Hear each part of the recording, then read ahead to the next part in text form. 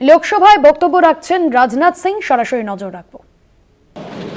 और समानता के सिद्धांतों पर आधारित एक गणतांत्रिक संविधान की डॉक्टर श्यामा प्रसाद मुखर्जी ने वकालत भी की थी। हमारे वर्तमान संविधान में भी इन्हीं मूल्यों को अध्यक्ष महोदय प्राथमिकता दी गई है, मगर इस बात का कहीं उल्लेख नहीं मिलता है। एक पार्टी विशेष द्वारा संविधान निर्माण के कार्य को हाईजैक और एप्रोप्रिएट करने की कोशिश हमेशा से की गई है। अध्यक्ष महोदय, भारत में कॉन्स्टिट्यूशन मेकिंग से जुड़ी ये सब बातें लोगों से छिपाई गई हैं। इतिहास में जाने पर पता चलता है कि हमारे देश में इस बात पर व्यापक सहमत थी कि भारत का भविष्य किस तरह के कानून से निर्धारित हो। मैं आज यह स्पष्ट करना चाहता हूं अध्यक्ष महोदय कि हमारा संविधान किसी एक पार्टी की देन नहीं है। भारत का संविधान भारत के लोगों के द्वारा भारत के विचारों के साथ भारत के मूल्यों के अनुरूप बनाया गया एक अनपैरेलल्ड ट्रांसफॉर्मेटिव यह डॉक्यूमेंट है। अध्यक्ष महोदय, पश्चिमी सभ्यता में राज्य की अवधारणा नाइट वॉचमैन स्टेट की थी। नाइट वॉचमैन स्टेट का कंसेप्ट विश्व प्रसिद्ध विचारक जॉन स्टुअर्ट मिल के द्वारा दिया गया था, जिसका अर्थ है कि सरकार का दायित्व लोगों की सुरक्षा प्रदान करने तक ही यह सीमित रहे। किंतु हमारे देश में राजधर्म की बात की गई है। अध्यक्षों, महाभारत के शांति पर्व में राजा को सिर्फ राजधर्म लागू करने की शक्ति दी गई, पर वह राजा राजधर्म का स्रोत नहीं माना गया है। अध्यक्ष महोदय, हमारे यहाँ राजा भी राजधर्म से बंधा हुआ है। उसकी शक्तियां लोगों के कल्याण के लिए हैं, समाज के कमजोर वर्गों के रक्षा के लिए। अध्यक्ष महोदय, हमारा संविधान कॉन्स्टिट्यूशनल मशीनरी के जरिए नागरिकों के कल्याण के लिए पूरी तरह से प्रतिबद्ध है।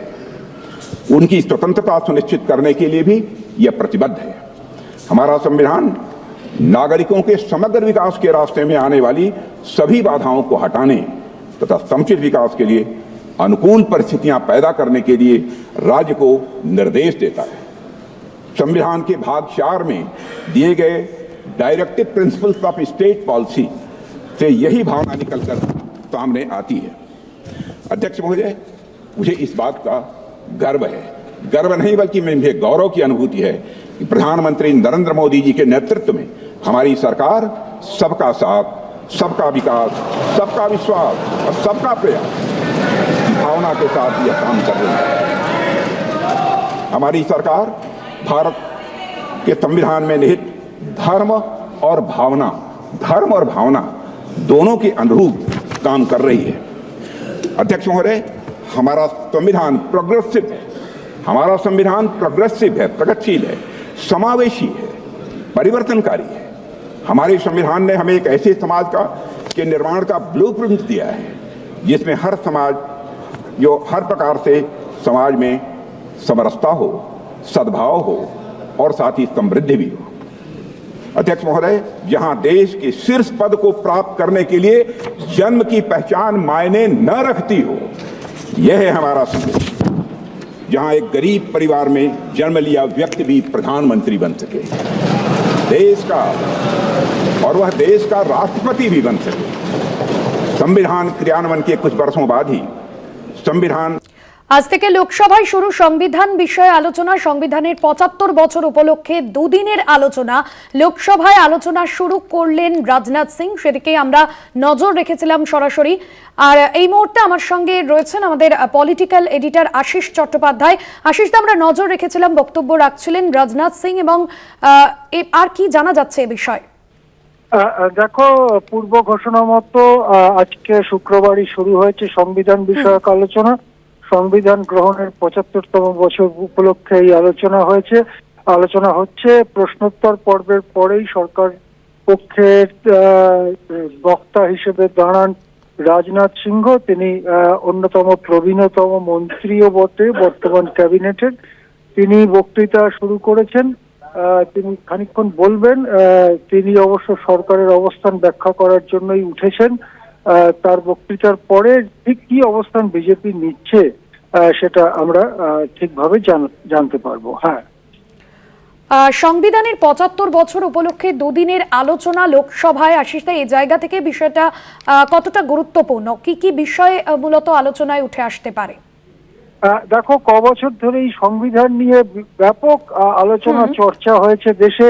কয়েক বছর ধরেই কংগ্রেস তথা বিরোধী দলগুলো বলছিল যে সংবিধানের যে মৌল কাঠামো বা সংবিধানের যে অন্তরাত্মা, তার ধর্মনিরপেক্ষতা, তার সমাজতান্ত্রিক নীতি বা সবাইকে সমান সুযোগ দেওয়ার নীতি, তার যুক্তরাষ্ট্রীয়তা সহ তার মৌলিক অধিকার, তার বেঁচে থাকার স্বাধীনতা ইত্যাদি কতগুলো যে মৌলিক কাঠামো, যেটা সুপ্রিম কোর্ট আগে বলেছে যে এইগুলো মৌলিক কাঠামো, সেই মৌলিক কাঠামোর ওপরে বারবার আঘাত করা হচ্ছে বলে অভিযোগ আসছিল বিরোধী পক্ষের তরফ থেকে।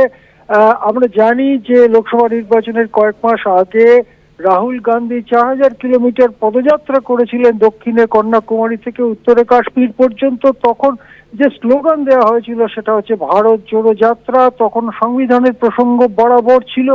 এবারে নির্বাচনেও সংবিধানের মূল কাঠামো ধ্বংস করা হতে পারে সেই ইস্যু এসেছে।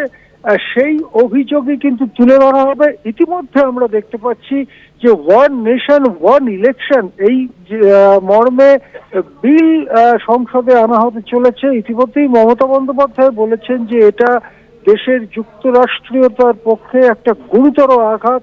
সুতরাং এই বিষয়গুলোই আলোচনায় আসবে এবং সংবিধানকে রক্ষা করবার জন্য বিরোধী পক্ষের যে লড়াই, সে লড়াই সংসদের মঞ্চেও দেখা যাবে বলে আশা করা যাচ্ছে।